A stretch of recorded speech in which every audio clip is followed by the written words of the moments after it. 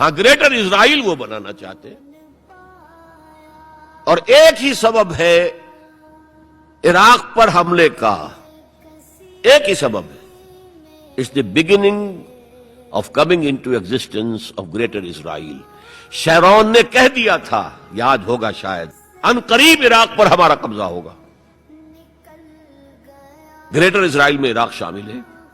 پہلے کہتے تھے دریائے فرات تک، اب کہتے نہیں، دریائے دجلہ تک، ٹائگرس تک، یوفریٹس سے آگے بڑھ کر، تاکہ سارا جو بھی زرخیز دوآبا ہے وہ بھی ہمارے قبضے میں آ جائے۔ تو یہ تیسرے لیول کے اوپر جب انسان حیوان بن جائے، جب اس کو کوئی فرق کرنے کی ضرورت نہ ہو کہ یہ بیٹی ہے اور یہ بیوی ہے، کیا ضرورت ہے؟ حیوان کوئی فرق کرتے؟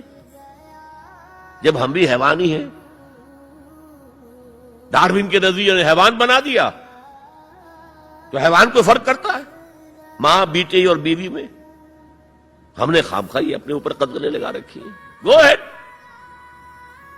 جس طرح بھی چاہو اپنی سیکشول ارتھ کو پورا کرو۔ زنا تو ان کے ہاں پہلے بھی جرم نہیں تھا، زنا بالجبر جرم تھا، اور اب تاریخ نے عجیب کرشمہ دیکھا ہے۔ مسلمان ملک ترکی ہاتھ جوڑ رہا ہے کتنے سالوں سے کہ ہمیں بھی یورپین یونین میں شامل کر لو۔ وہ بار بار ٹھوکریں مارتے، دفعہ ہو جاؤ۔ اب انہوں نے کیا کیا ہے؟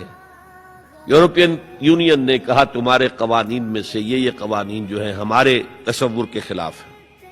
181 قوانین میں انہوں نے ترمیم کر دی۔ Let it become compatible with the European Union's laws۔ آپ کو معلوم ہے محاورہ ہے، round peg in square hole fit نہیں ہوگا، یا square peg in round hole fit نہیں ہوگا، اس کے چاروں کونے تراش دو تاکہ جا سکے۔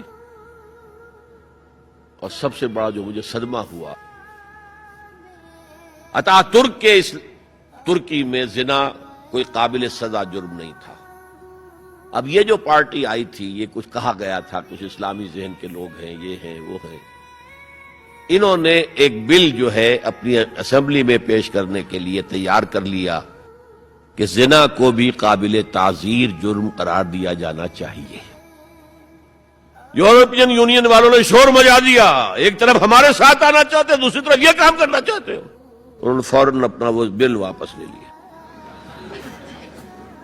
یہ حال ہے آج ہمارا، میرا یہ حال بوٹ کی ٹو چاٹتا ہوں میں، اور ان کا یہ حکم دیکھ میرے فرش پر نہ رینگ، کیا کر رہا ہے؟ وہ بوٹ کی ٹو چاٹنے کے لیے فرش پر تو پڑنا ہی ہوگا نا، لیکن یہ کہ میرے فرش پر نہ رینگ، میرے قالین کو خراب نہ کر۔ اس تیسرا معاشرتی اور سماجی نظام کا معاملہ ہے کہ جو اس وقت ان کا ٹارگٹ ہے۔ اسی لیے میں نے اسے اپنی آج کی پوری گفتگو کا عنوان بنایا، سمجھے کیا خطرات آ رہے ہیں، اپنی قدروں کی طرف پلٹے۔ اس دور میں سب مٹ جائیں گے، ہاں باقی وہ رہ جائے گا جو قائم اپنی راہ پہ ہے اور پکا اپنی ہٹ کا ہے۔ ہمارے لیے اسوہ ازواج مطہرات ہیں، ہماری خواتین کے لیے، ان کا اختیار کیا جائے، ان کا نقش قدم پہ چلا جائے، اور پورے سماجی نظام کو، پورے معاشرتی نظام کو ان اقدار پر اٹھایا جائے کہ جو قرآن مجید نے ہمیں دی ہیں۔ یہی ہمارے لیے نجات کی راہ ہے۔ اقول قولی ھذا واستغفر اللہ لی ولکم ولسائر المسلمین والمسلمات۔